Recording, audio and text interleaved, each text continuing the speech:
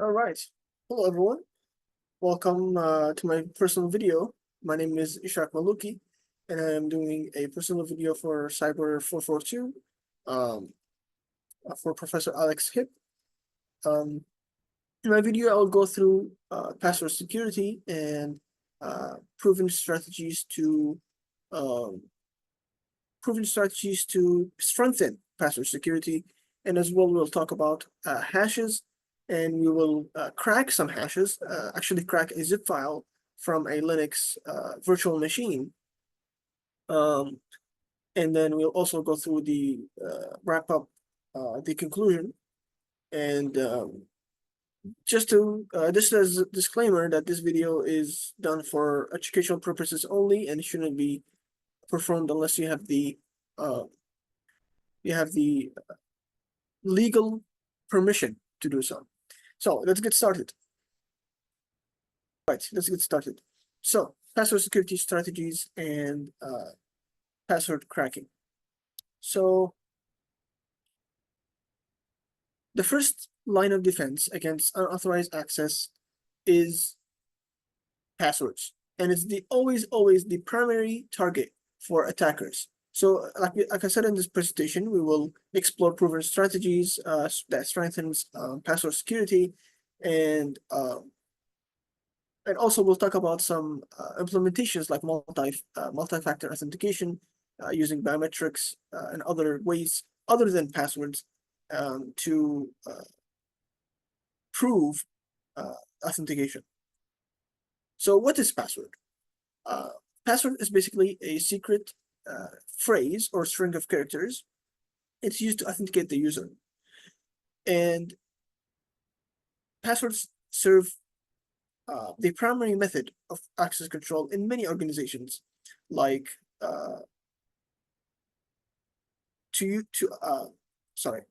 they are used to attempt to log in as an authorized user, and password should always be unique and difficult to guess, meaning that they shouldn't be very hard for you to remember, because writing it down on a paper or somewhere on the computer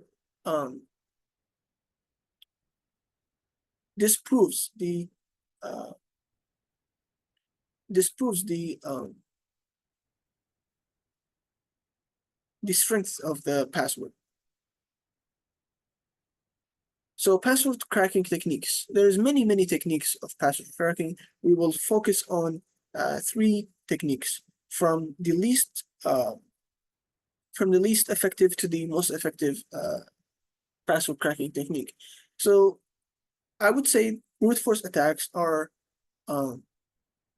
using possible combinations of passwords to guess the password, and this is a very old school way of attacking, and it is very time consuming. It could take from minutes to hours to days, and even sometimes infinite amount of time to brute force a password.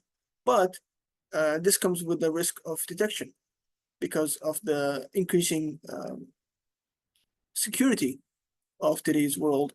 We always know that there's firewalls and there's lockout times, meaning that if you enter your password too many times, you might even get locked out from the server slash target machine that you're trying to log into, and which makes it in the least effective way. I mean, the best way to brute force attack is probably doing it offline with a hash value, which we'll get into later in this video. And dictionary attacks are basically, after doing some research and knowing the possible passwords or phrases to try to use and gain access. Now, this one is a little bit more effective way of attacking. And there's many word lists they could use, most commonly known as Rocky word list and many other password choices, or it could be more a research method. For example, knowing more about a person's life could be part of the password and password choices. And the lastly, most effective way, in my opinion, in password cracking is keystroke logging. Keystroke logging is basically an application that or a software or hardware could be plugged in into computer or installed on the computer that records anything typed into the computer, which then is the most effective way because it simply detects raw data entered into the computer via keyboard. And then we will talk about John the Ripper. So John the Ripper was developed by a solar designer in 1966, and it has many modes, like we talked about before: the dictionary attacks, brute force attacks using hashes, hash cracking, and hybrid attacks using a combination of username and password to log into a machine. And there's many other modes, but primarily these are the most common used in the John Reaper. And you should always have the proper permission for anything you are trying to crack or log into, because legal consequences can arrive from using John the Reaper on any application. And so how are we supposed to use John the Reaper? So I simplified it into three steps. The first step is obtaining the hash passwords. So the first step is to obtain a list of password hashes, which are encrypted versions of the original password, meaning that when you enter a password into a computer, it saves it into a one-way cryptographic string of characters. And this cannot be reversed. And it's there to protect the password and from being saved into a raw text. And then we would run the John Reaper. John Reaper, like we said, is an open source password cracking tool. And then we run it. There's many modes: brute force, dictionary, and other techniques like we discussed before. And we would also analyze the results. So the results could give us a one password suggestion or many or two password suggestions or many other suggestions on the hash value that was entered into John the Reaper. And so strengthening password security. So I put four of the most important ways to strengthen your password security. So using longer passwords. Using longer passwords is always important, especially when it's 12 characters long or more. And it is important to know that using longer passwords, it should be familiar and with you, but shouldn't be easy to guess, like common phrases like common movies or famous people. These are all very easy to guess passwords and easy to crack. And thirdly, we would go into implement password managers. Password managers basically there to store your passwords and automatically generate strong, unique passwords that are random, which is very hard for a regular person to remember. And then, which gives us to the last is regularly updating passwords. And that means putting some kind of administrative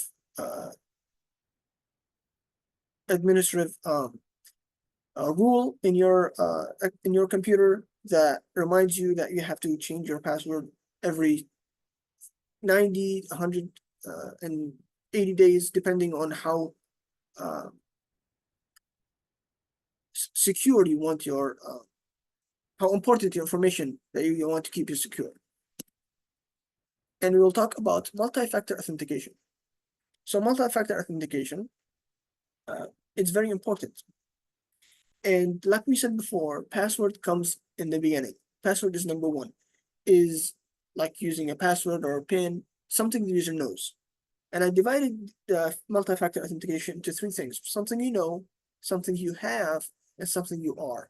Something you know, like a password or a PIN, something you have, like a one-time code, so that something could be sent to your phone, or a facial recognition, something the user possesses, and something that you are. That could be like a third factor biometric identifier, like a fingerprint, or a DNA, maybe in more very high secret organizations like FBI or Secret Service, they could use a DNA or a fingerprint scan. And these are very, very, very important access controls that could strengthen your organization or your computer or anything you are trying to log into to reduce the risk of unauthorized access. And a little more about password complexity requirements that could be very essential for you to use is password should be 12 characters long. It should be complex, combinations of lower case letters, uppercase letters. It should be unique, not to all the people, but also to yourself. It shouldn't be very common. And expiration, you should always set a time, typically 30 to 90 to 180 days to change your password. And so now we jump to the fun part of my video, hashing or hash cracking will do. So like I said before, hashing is basically a one-way cryptographic function that transforms input data like passwords. So when you enter your password into a fixed size strings of characters that appear random, which are random. But these hash value or these string of characters cannot be reversed, which meaning that when you, let's say you enter a password like 1234 and you get a fixed character string, that cannot be reversed back to that password. And there's many hash functions like SHA-1 or MD5. These are very weak functions, and we will get to why they are. And using tools to brute force a hash to find similar values that match that password, that's what John the Reaper does. And actually, in my next slide, we will go into a demo cracking the John the Reaper, cracking hashes using John the Reaper. Just making sure that you can see my screen here.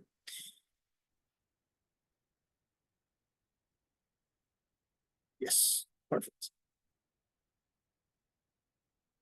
So here is a virtual machine. It's an attack box from TryHackMe. It's simply everything is safe here. Nothing we're doing is illegal, and everything is for educational purposes. So I've already created a directory called personal video. So here we are going to exploit the hash cracking using John the Reaper, and we will generate a hash for our zip file that is encrypted and it has a secret message inside. So let's get started. So zip, we'll create a zip. Actually, let's create a file to put in the zip. So we'll create nano file 1.txt. Let's say something like my Gmail username is ishak.maluki, my name. And let's say my password is 123 at me, something like that. All right, and make sure it's there. Perfect. Now let's create the zip file. So make sure zip-e, that's for encrypted. Make sure that our zip file is always encrypted. We'll call it something like my little secret. Which brings me to my little secret.txt. That's it. And we will put file 1.txt in there. And so it will ask for a password. Let's put 1234 as a password. Very easy and very easy to guess. And now we have, let's make sure our file is there. Well, now we have our file. Let's remove our file 1. So now we are clear. Let's try to unzip it, making sure that it is actually encrypted. And it asks for a password. Let's put wrong password. Perfect. So now we know that it is encrypted. So now what we have to do is generate a hash for our as a file. So we'll do zip to John. It is a command. And we will do a word. We'll do my, and then we will put that into a hash.txt. So basically what we're doing is creating a hash, putting it in hash.txt. Let's ls, make sure hash is there, and we are going to cat it, make sure it has our hash value, and to double check, make sure our hash is there. Our hash always starts with a $sign, ends with a $sign. So now we know we have a hash there for our zip file. And now let's actually use the John command. Before we do that, we need to specify a word list. I would use the Rocky word list.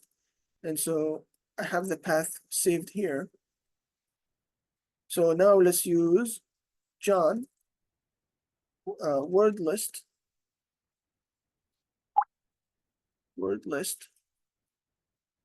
equals to, this is the path, user share word lists. These are common passwords basically. And